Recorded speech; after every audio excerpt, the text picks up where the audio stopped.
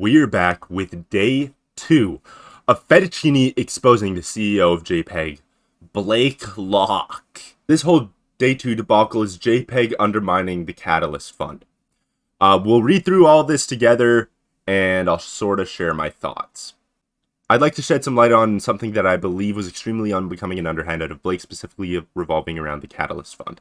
As some of you know, Catalyst is a method for the community to receive funding from Cardano through a voting mechanism. These funds are awarded for a variety of reasons. Fund 9 proposals went out at the beginning of July. Voting then occurred September 5th and closed out September 19th. JPEG submitted 9 proposals for various developments that were needed to be voted on during that period. These are all of the events. I'll move myself out of the way, or actually I'll turn myself off there for a second. We got open source auctions contracts, JPEG DAO, legal DAO review, African ambassador, NFTs go mobile, JPEG create, NFT power turnkey DAOs, NFT job board, events and meetups. We need funding for our events and meetups, guys! Oh my god, guys! Please fund our events and meetups! Our travels should not come out of our own budget! Only 2 days after voting for Fund 9 came to a close, JPEG had a surprise announcement. They had been funded for $6 million. Convenient timing. Sounds pretty convenient. It's strange then that on June 28th, 3 months earlier, we were made aware of the funding of $6 million by another party that was passed up for funding for that reason. That's even before proposals were locked in. Image attached with the date. Apparently JPEG Store got funded by Wave. 6 million! Before you say that says by Wave and they were funded by SeaWorld, they're the same. And this is no hate towards SeaWorld. I believe they are seriously going to help our ecosystem. This is calling attention to JPEG's communication.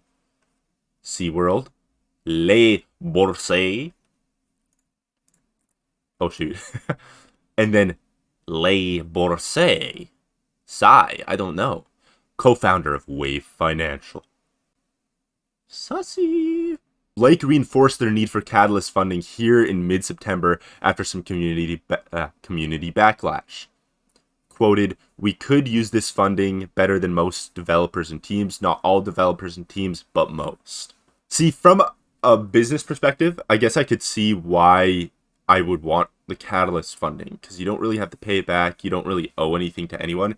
It's just community funded efforts, you know, or community funded initiatives.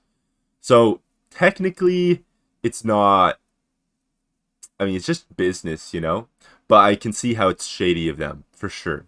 It's like you're securing funding, but you want funding that you don't necessarily have to pay back. It's just used strictly for developing. It makes sense that he would apply for it, or JPEG would apply for it, sorry. But I can definitely see how it's shady that they hid the fact that they got 6 million from everybody. I have another tweet later on that I'll touch on after we finish this whole thread. So, yada yada, we finish this part. JPEG received funding on 2 of their 9 proposals for $50,000 USD and $26,000. A few other proposals were approved, but the funding in the sectors ran out before it got to them. For those who don't know, Catalyst has specific amounts of money that get dedicated to categories. They fund the top proposals based on votes until they run out of money for that sector. Would the Cardano community have voted for JPEG's 9 proposals if they had known that they received 6 million from Cardano's VC branch 3 months earlier than announced? Is there no issue with centralization/collusion there? I mean, it's sus for sure, right? They got the funding, but they chose to announce it after Catalyst had ended, or after the voting for Catalyst had ended. It is sus for sure. And I think that's a problem. Like, I'm of the school of thought that being very transparent and open is a really good thing.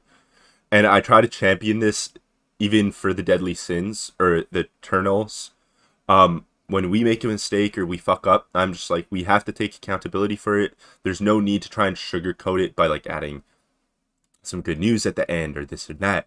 Do the good news the next day. Let people settle on the apology that we just made. And just an example of that was just delays with our staking. We kept on saying, hey, it's going to be coming out because we were under the impression that it was. And people were getting frustrated. So I was like, you know what? let's just make an apology, explain things the way that it is, and people will respect us for it. Because when you're hiding things, you're not laying all your cards out, people don't really trust you. I mean, it's just words over a screen, right? So you got to be open and honest about certain things, and I try to champion that with the project that I'm in, which is the Deadly Sins and Eternals. I'm on the team. And sort of throughout my life, I'm really an open book. I talk about like anything and everything that I've done. So I think that's very important, and I 100% see what Fettuccine is saying. It's like this money could have gone to smaller fish that genuinely need it. You guys make so much money on the daily that you can use for development. And I mean, instead they're trying to essentially take money from other projects or initiatives. So I 100% see what Fettuccine is saying there. Like, no doubt at all. And that example could also apply to JPEG. All they have to say is, hey, we secured some funding, but we'd also like to send our proposals to the Catalyst Fund to see if we're able to secure some more funding for our ventures. We move on to this. Unfortunately, the 2 JPEG proposals that did receive funding displaced funds from 2 projects and other amazing community members who are the next accepted proposals on the list. So we got Nils at Nils Codes for their community integration into web communities and social media. That's something I would love to read up on. Oh, it's right there, actually. Okay. That's something on my own time that I'll maybe, potentially, who knows, do. Okay, so let's take a look at this. We got all these things here. Funded, and then we got the final one, hazelnet.io, community integration, not funded. Now we go on to the next one. Project Noom for their integration of digital identities to solve disputes of intellectual honesty between musical artists. JPEG DAO legal review got funded, and then digital identity integration, as you can see there, was not funded.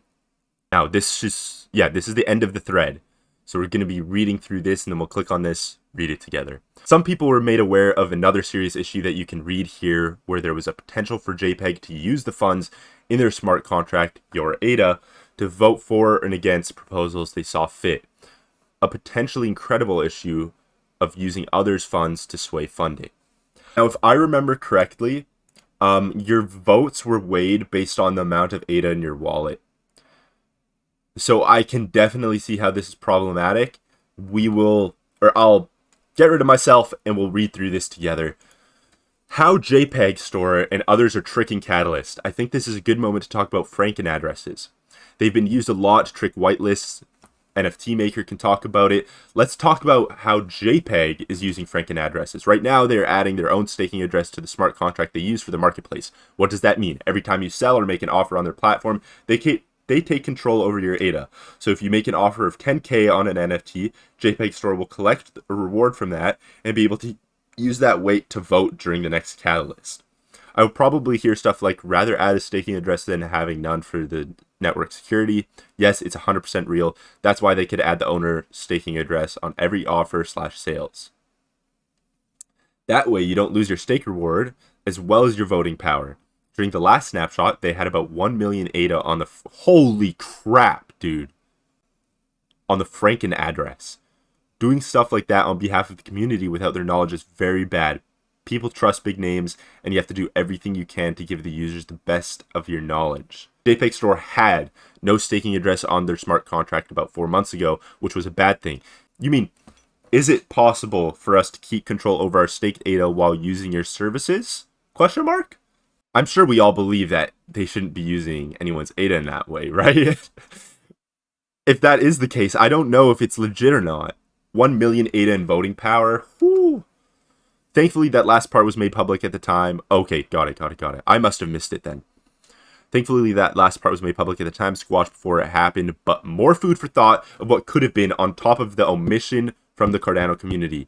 Stay tuned for day 3.